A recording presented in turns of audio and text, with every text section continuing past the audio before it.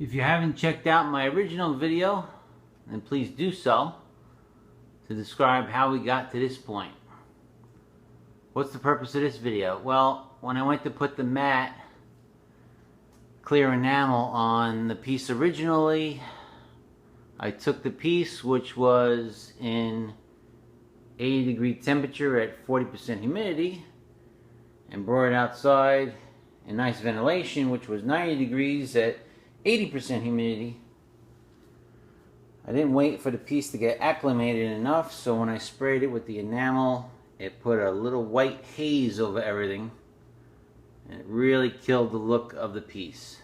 It was an interesting kind of effect, but not for what I was doing.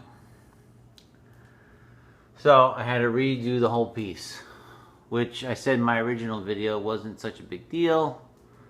It was heartbreaking, but I think I got a much better effect this time around, and let's take a look at that. Is to get a piece of wood. There's a regular piece of plywood, and I put the same types of items that I used on my Han Solo and Carbonite. I took some wood filler, put it on here, and I took the Type Bond, put it over that, and then what I did was I took some Rust-Oleum, the aluminum, and sprayed it down. Now, looking on the pictures on the web, it's all subjective. What colors did they use? How does it really look? You take pictures from the movie, it looks kind of this way, it looks that way, it's gray, it's not gray, it's silver, it's gunmetal. But I did some searching on the web, and like I said, there's no real videos, but there's a lot of information on some forums, and they all seem to agree that the base color is this aluminum here. The 7715 Rust-Oleum is what I used. And then to get that nice effect, what you need to do is to get some acrylic paint. I got this acrylic paint at Michael's. It's sort of like a hobby store, but mostly geared towards women. This was pretty cheap. It was like $5 for this, and I'm not really using much of it at all. What I did is I took it in this little cup here, halfway a black tie, the rest with water, mixed it up, make sure it was nice and mixed. And the process I used is to paint like a 6x6 piece and then wipe it down with this. The whole idea is to not really wipe it too hard, because you do want it to rest in some of these nooks and crannies to give it a nice effect. So let's try it right here. I'm just going to do a little spot. Basically, I'll wipe it in there.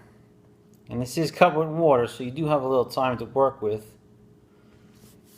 And what I would do is, I would do this. I would put it on a piece like this so you can get an idea, get a feel for how you would work it. And there's the piece there. So it gives it a little bit better look. Shows off the nooks and crannies. And so it's not so aluminum looking, but more of a gunmetal. And when I put on the next area, and then when I wipe it down, I would wipe past into the other parts. So don't freak out while you're doing it, because while you're working, it's going to look, oh man, it's really dark, but it's not really. And as you move away, you'll see that it lightens up a little bit. I would recommend getting a bunch of these little pieces of cloth. A real thin, like shirt type of cloth worked for me. And I get like 6 or 7 of these. Cut them up, get them ready. And I would do the piece in sections. So I would do like all the flat portion first. Then I would do like the hands separately, do the face separately. That way if you run out of product, or if you get tired and you want to come back to it, at least everything will be in the same color family. So if you do all the background in one type of shade and you mix, you don't exactly measure it exactly the same, the next day when you go to do like the hands and stuff, at least the hands will basically match. So it won't be as noticeable. If you do like half the product on the back portion, the next day you come and do the other half on the back with a slightly different color, it's going to show. Good part about this too is you could go back while you're doing it or even later on, re-highlight, get even more detail in there, and then wipe it off again.